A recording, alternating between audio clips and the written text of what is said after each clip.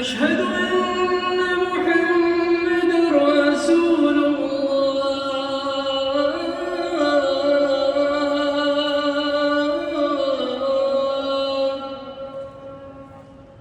حي على الصلاة.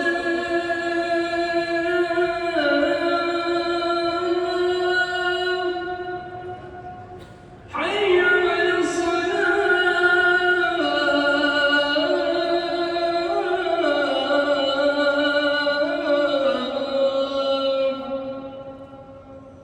حي على الفلاح.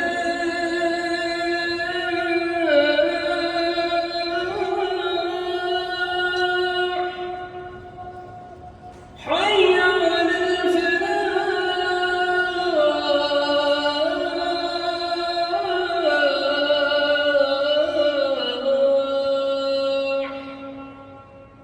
الله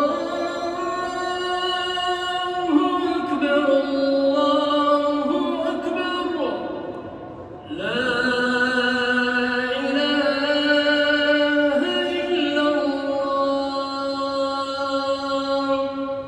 صيامه إلا الجوع، ورب قائم ليس له من ضيافه إلا السهر، أخرجه النسائي وابن ماجه.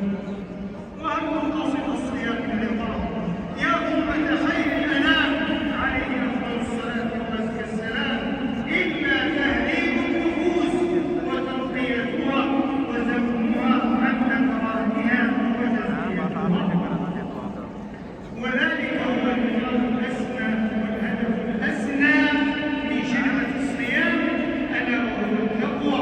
يقول الإمام ابن القيم رحمه الله: الصيام لجام المتقين وجنة المحاربين ورياضة الأبرار والمقربين، وهو لرب العالمين من بين سائر الأعمال، وهو سر بين العبد وربه لا يطلع عليه سواه.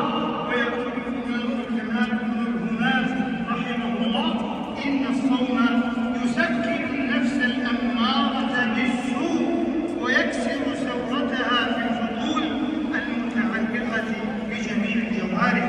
أمة الصيام والقرآن، شهر رمضان الذي أنزل فيه القرآن، وكان جبريل عليه الصلاة والسلام يدارس نبينا صلى الله عليه وسلم فيه القرآن.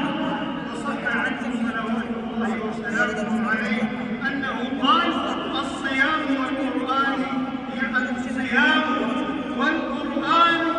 يشفعان للعبد يوم القيامة. يقول الصيام: أي ربي منعته الطعام والشهوة فشفعني فيه. ويقول القرآن: منعته النوم بالليل فشفعني فيه. قال: غير شفاعات. أخرجه الإمام أحمد والطبراني بإسناد صحيح. فما أعظمه من شهر إذ لو دخل فيه نصوص المؤمنة فاستنظرت فيه قلوب النازعين إلى أزكى زمن. يقول شيخ الإسلام ابن تيمية رحمه الله: ومن تدبر القرآن طالبا الهدى منه تبين له طريق الحق. فتدبر القرآن إن كنت الهدى، فالخير تحت تدبر القرآن.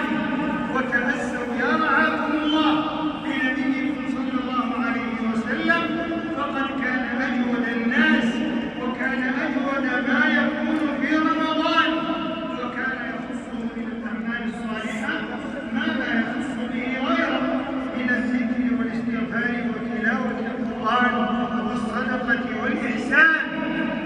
وهنا نذكر بأهمية إخراج الزكاة. فأدوا زكاة أموالكم حفظكم الله طيبة بها نفوسكم، كما يذكر بفضل الصدقة على المحتاجين والمسلمين. ودور مركز الملك سلمان للإغاثة